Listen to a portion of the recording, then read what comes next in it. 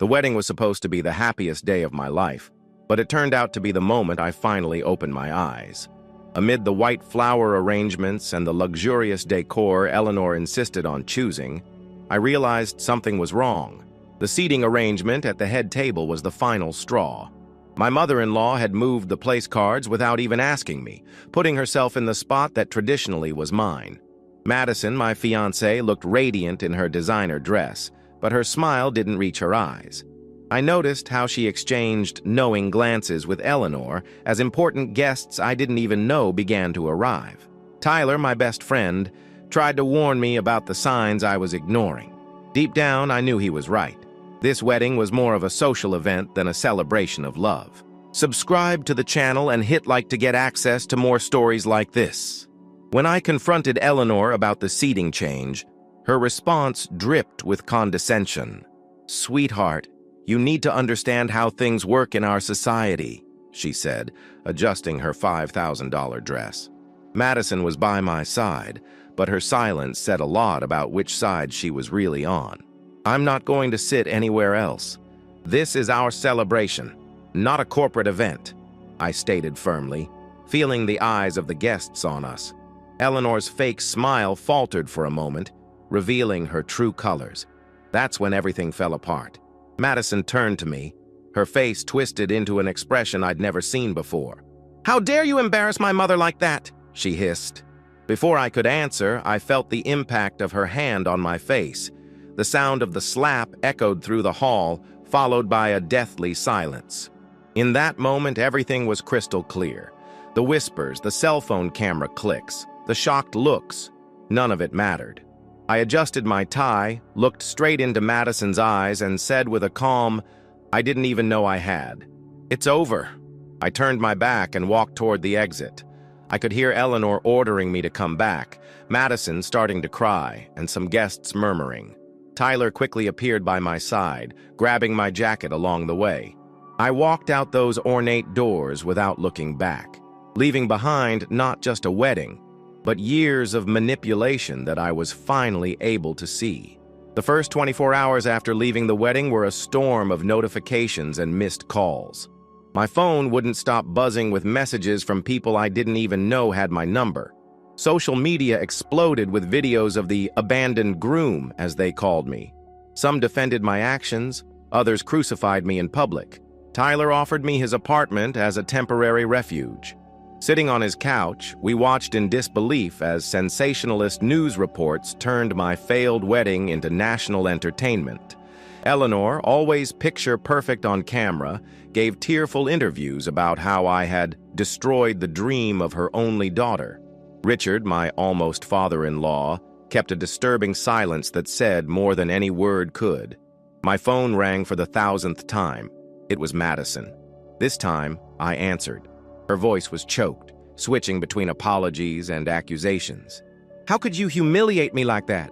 It was our special day," she repeated, as if the slap she gave me wasn't the real humiliation. The social media comments were relentless. People who'd never met me felt entitled to judge my life, spinning conspiracy theories about my motives. Some relationship experts were doing deep analyses of my personality based on 10-second viral video clips. Madison's family started pressuring my parents. I received text messages from my mom, worried about the veiled threats Eleanor was making about ruining our family's reputation. My dad, always pragmatic, just said, "Son, you did what you had to do." The worst part was the mutual friends who started leaking our private conversations to the press, twisting words and creating narratives that painted me as the villain. Every new notification brought another version of the events, each more far-fetched than the last. Tyler, going over the headlines with me, pointed out something interesting. "You see how they're more worried about the social humiliation than the fact you were physically assaulted?" He was right. In the race for clicks and engagement, the physical violence had been conveniently forgotten. It didn't take long for the press to turn my story into a media circus. Eleanor orchestrated a flawless campaign to defame me, using her contacts in magazines and TV shows. Every day, a new close source would appear, revealing made-up details about my past or inventing stories about betrayals that never happened. The lowest point was when they hired a body language expert to analyze the video of the wedding. He dissected every single movement I made, suggesting that my posture showed sociopathic tendencies and that I had deliberately provoked Madison's reaction. It was surreal to see my life dissected by people who'd never even met me.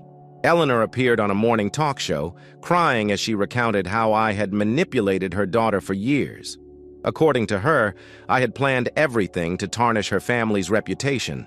The interviewer, clearly moved by her performance, didn't even bother to ask why there were so many perfectly positioned cameras ready to capture the incident. The manipulative attempts became even more evident when leaked documents about supposed debts of mine started circulating. I recognized the tactic. Eleanor was using her influence to try and force me into a deal.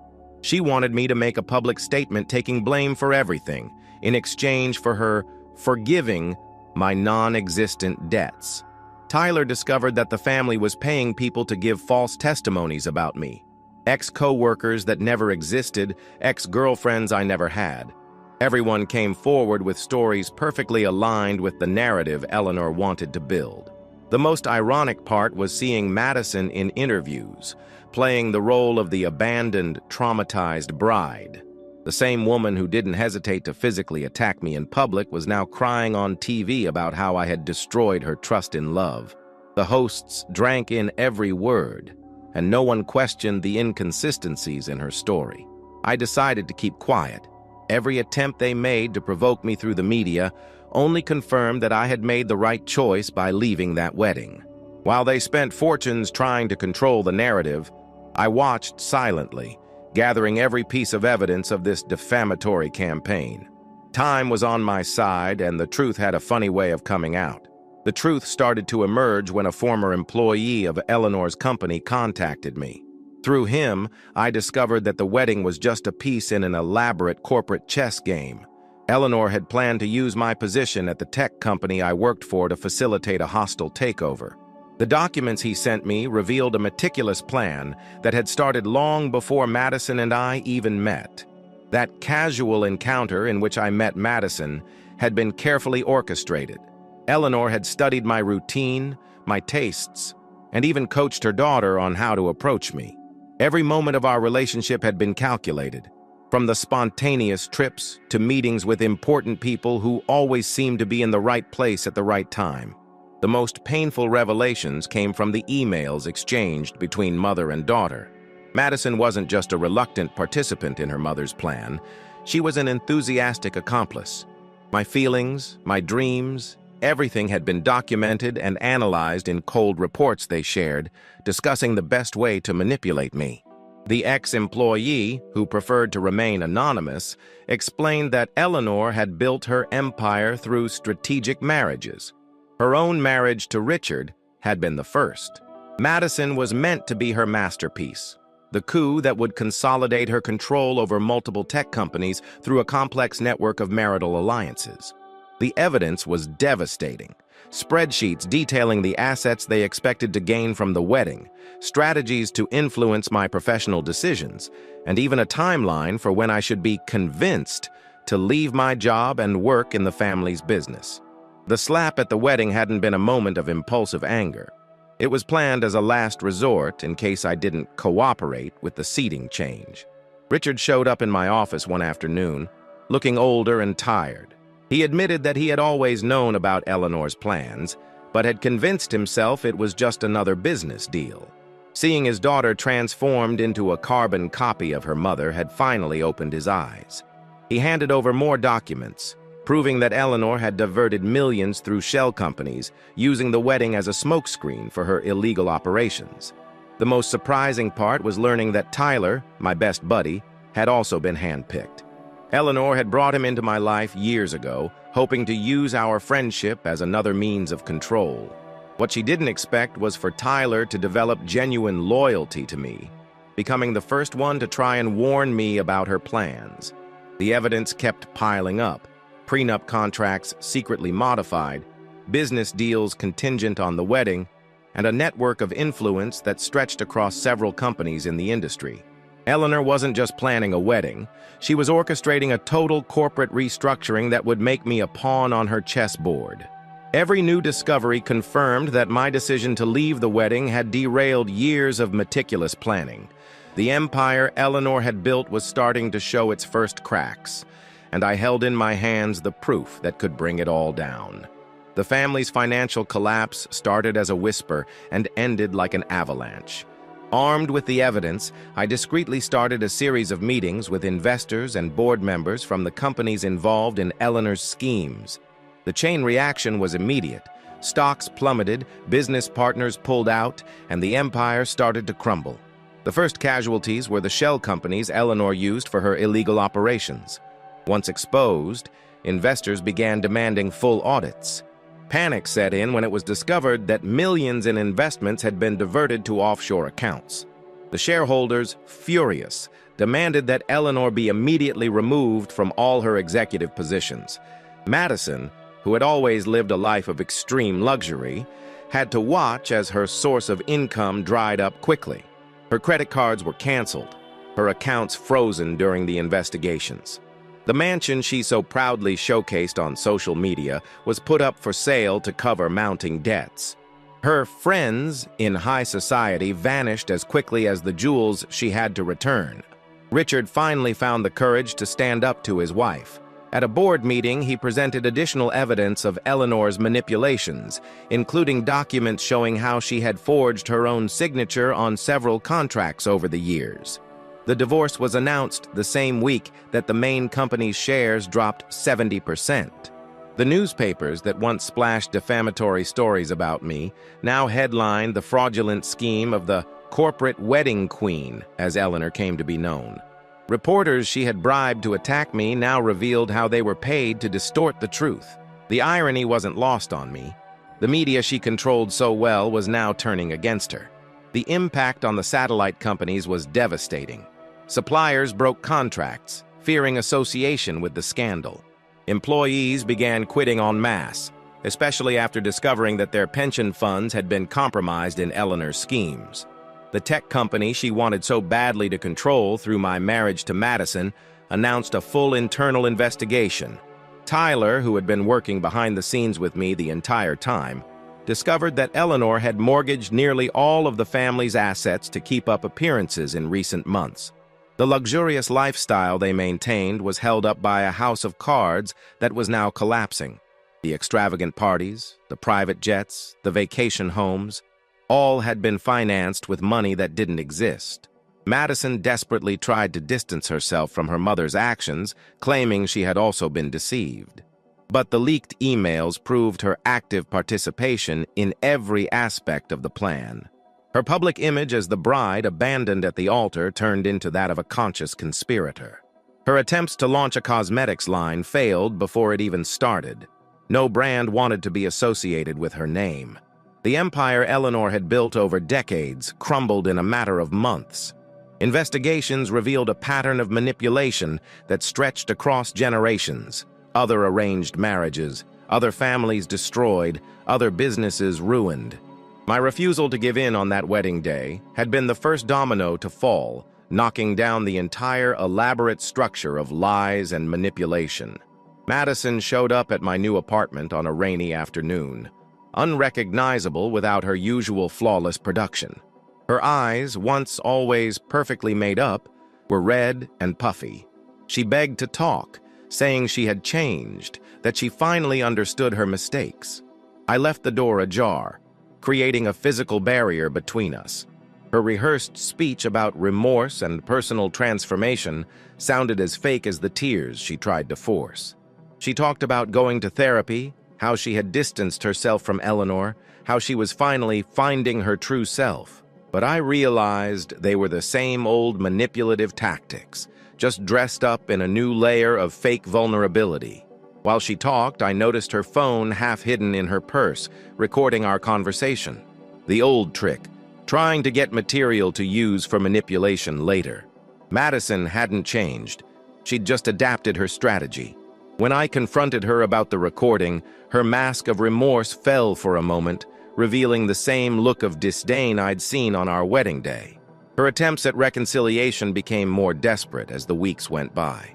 She started showing up in the same places I frequented, always by coincidence. She sent expensive gifts to my office, which I returned unopened. She even tried to use our mutual friends to set up encounters, but they already knew her game. The last straw was when she managed to get in touch with my younger sister and tried using her to get to me. She made up a story about being pregnant, causing momentary panic in my family until we discovered it was just another one of her lies. My sister, who had initially sympathized with her, finally saw the same manipulative pattern I had encountered. In her most audacious move yet, Madison organized a surprise intervention with some members of my family. She showed up at my parents' house during a Sunday lunch, accompanied by a therapist she had hired to vouch for her emotional progress. What she didn't expect was for my parents, already immune to her manipulations, to stop her from coming in. The messages she sent alternated between emotional pleas and veiled threats. One day, she swore eternal love. The next, she hinted that she had information that could hurt me. I saved every message, every email, every attempt to contact me, more evidence of the harassment that was piling up. Tyler warned me that she was spreading rumors in the social circles she still had, trying to create a narrative that I was standing in the way of her redemption journey. She even started a blog, documenting her supposed personal transformation, always portraying me as the obstacle in her path to emotional healing. The most revealing moment came when a private investigator I hired discovered that all these attempts at reconciliation were being carefully documented and reported to Eleanor. Mother and daughter were still in perfect sync, just executing a new strategy. Every act of remorse from Madison was a calculated performance, part of a bigger plan to regain the control they had lost. The Madison I knew never really existed. She was just a role she played, created and directed by Eleanor.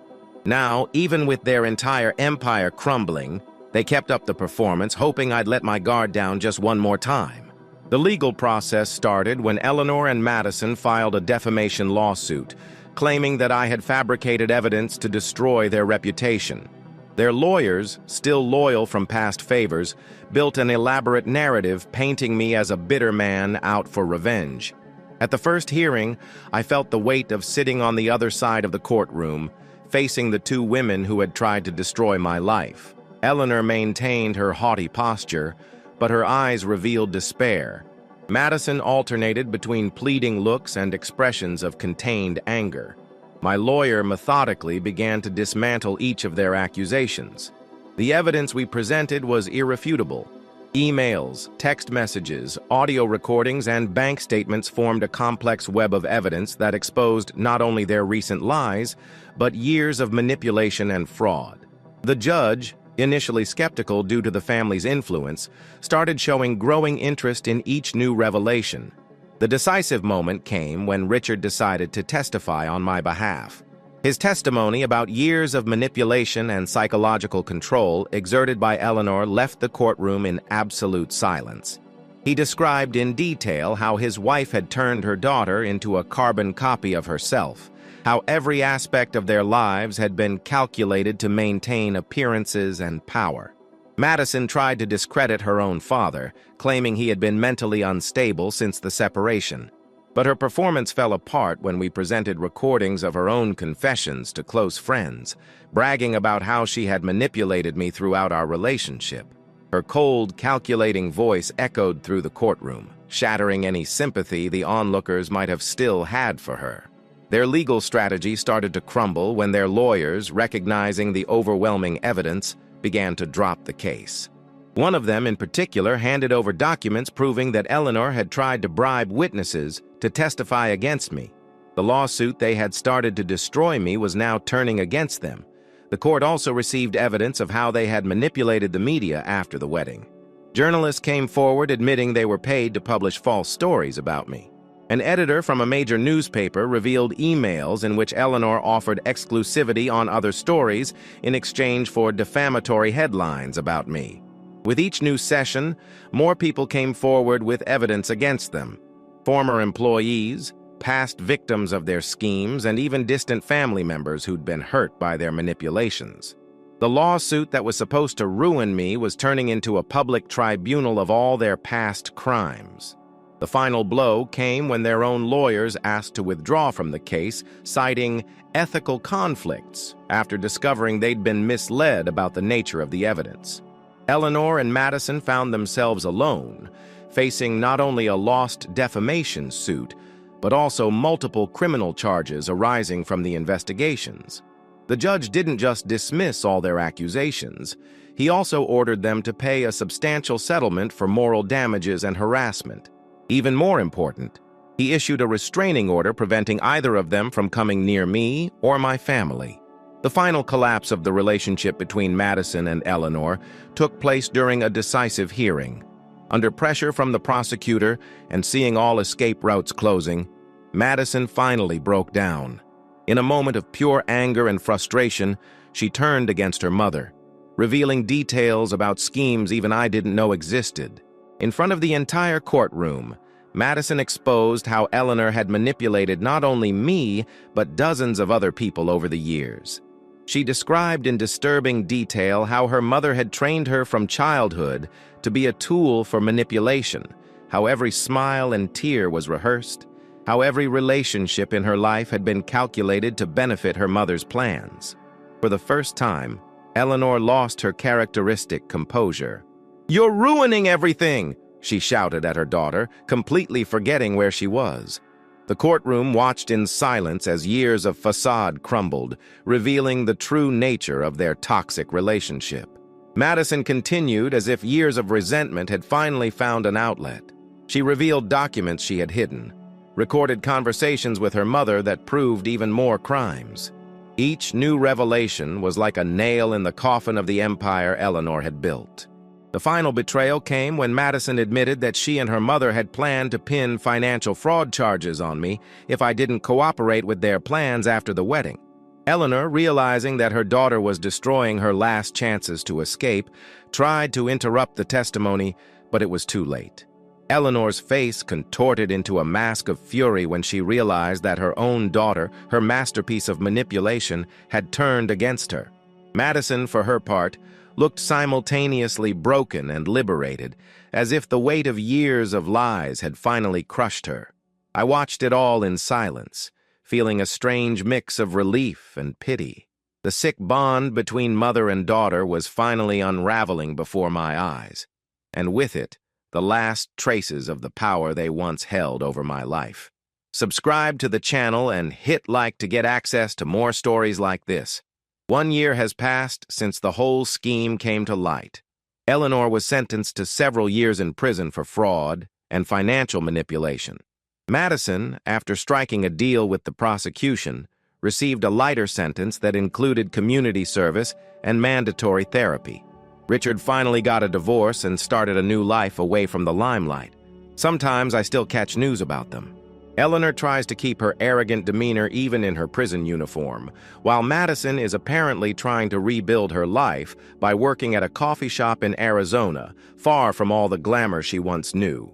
The empire they built has turned into a case study on corporate fraud and psychological manipulation. Tyler remains my best friend, more loyal than ever. He helped me process everything that happened and rebuild my trust in people. My family is closer than ever, and I've learned to value genuine relationships above appearances. Occasionally, I receive messages from other people who were victims of similar schemes, thanking me for exposing the truth. Every story I hear confirms that my decision on that wedding day wasn't just about me. It was about breaking a cycle of manipulation that affected many lives. Today, I look back and realize that slap at the altar was, ironically, the best gift I could have received. It freed me from a life of lies and showed me the value of authenticity. I hold no bitterness, only gratitude for the lesson learned and the freedom gained. The truth is, sometimes we have to lose everything we thought we wanted to find what we really need. In my case, it was my dignity and freedom. Subscribe to the channel and hit like to get access to more stories like this.